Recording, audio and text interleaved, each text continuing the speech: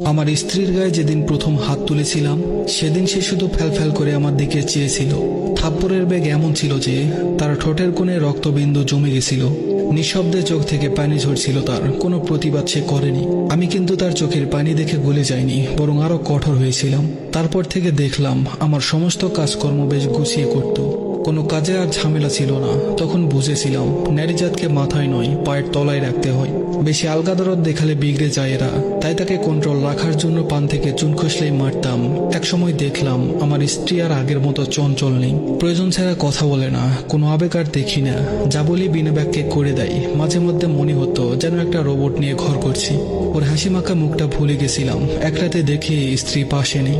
আমি মনে করেছিলাম হয়তো ওয়াশরুমে গেছে, কিন্তু অনেক সময় পার হওয়ার পরেও আসছে না দেখে নিজে উঠে গিয়ে দেখি সে ওয়াশরুমে নেই।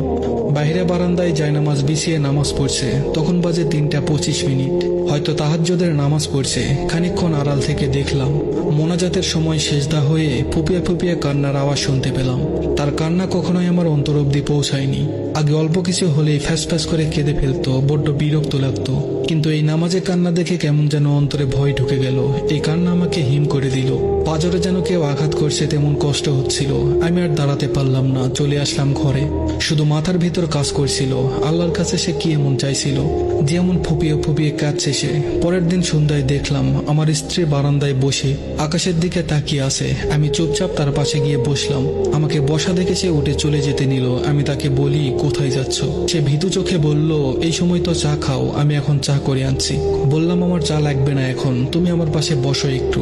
আমার কথায় সে কিছুক্ষণ বোকার মতো চেয়ে রইল। তারপর বাধ্য মেয়ের মতো আমার পাশে খানিকটা দূরত্ব বজায় রেখে বসে পড়ল। আমি ওর দিকে তাকিয়ে নরম সুরে বললাম, তোমার কি কোনো অভিযোগ আছে আমার প্রতি? এমন প্রশ্ন করাতে সে আমার চোখের দিকে তাকিয়ে থাকলো কিছুক্ষণ। হয়তো বুঝতে চেষ্টা করছিল কেন এমন প্রশ্ন করেছি হঠাৎ। অন্যদিকে তাকিয়ে সে শান্ত স্বরে বলল, অভিযোগ আমার আর কোনো মানুষের কাছে বলি না। যা অভিযোগ তা সব আল্লাহর কাছে পেশ করি। কারণ কিছু ঠিক করে দেওয়ার হলে তিনিই করবেন, আর না ঠিক করার হলে বদলে দিবেন।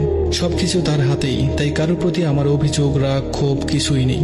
বললাম, তাহলে কাল রাতে নামাজে এমন কি প্রার্থনা করছিলে যে কাঁদছিলে তুমি? সে আমার দিকে তাকিয়ে বলল, একটা সময় ছিল যখন আল্লাহর কাছে তোমাকে পাওয়ার জন্য ঠিক ওইভাবেই কাঁদতাম প্রতিটা মোনাজাতে।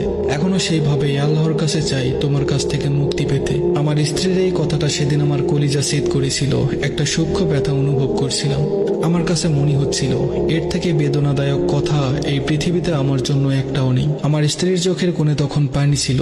আমি বুঝেছিলাম নারীকে কঠোর হয়ে কখনো আয়ত্তে রাখা যায় না। মেয়ে মানুষ আল্লাহর কাছে অত্যন্ত প্রিয় এবং দামি। তাই পুরুষের কাছে সে দাসী নয়। ভালোবাসা, সম্মান, ধৈর্য